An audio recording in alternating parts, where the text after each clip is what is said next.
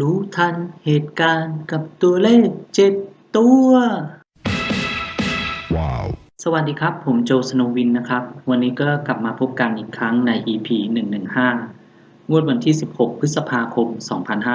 2569เลขเด็ดเลขดังมาแล้วจ้าเดี๋ยวในงวดนี้เรามาลองติดตามกันต่อว่าเลขเด่นๆจะเป็นเลขใดติดตามรับชมกันนะครับงวดวันที่16พฤษภาคม2569เลขเด็ดโจสโนวินในงวดนี้เลขเด็ดโจสโนวินจะให้เลขเด่นหลักไปที่เลข5เลข3และเลข8ให้เลขเด่นรองไปที่เลข0และเลข9ก็สามารถจับเล่น3ตัวได้ดังนี้ครับเลขเด็ดโจสโนวินในงวดนี้จะให้เลข3ตัวไปที่538 503และ509และเลขเด็ดโจสโนวินจะให้เลข2ตัวเป็นเลขดังนี้นะครับเลขเด็ดโจสโนวินในงวดของวันที่16พฤษภาคม2569จะให้เลข2ตัวไปที่03 09 35และ38เดี๋ยวต่อไปเราจะไปดูเลขดังรวมสรุปเป็นเลขเด่นกันบ้างว่าในงวดนี้แต่ละสำนักจะให้เป็นเลขใดติดตามรับชมกันนะครับ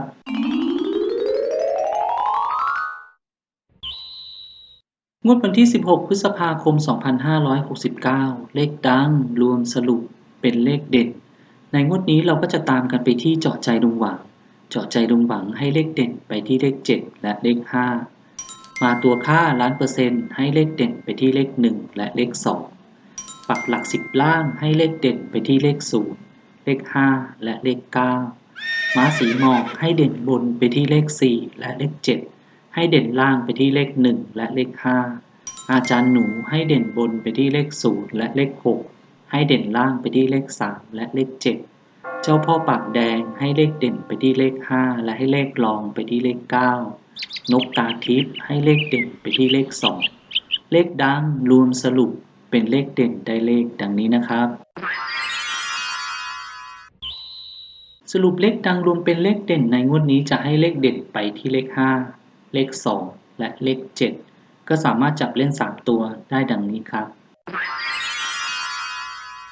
สรุปเลขดังรวมเป็นเลขเด่นในงวดนี้จะให้เลข3ตัวไปที่527ตัดเล่น2ตัวได้27 52และ57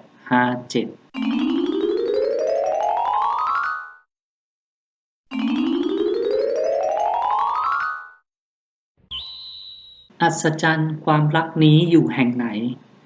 พาดวงใจของข้านี้ปรารถนาจะรอรักให้เจ้านั้นหวนคืนมาวาสนาพาให้รักมีแต่รวยผมก็ขอจบการนำเสนอรู้ทันเหตุการณ์กับตัวเลข7ตัว EP 115งวดวันที่16พฤษภาคม2569ก็ขอให้เพื่อนๆทุกคนโชคดีถูกหวยร่ำรวยและขอฝากกดติดตามโจสโนวินกันด้วยนะครับขอบคุณเพื่อนๆที่ติดตามรับชมสวัสดีครับOkay. Yeah.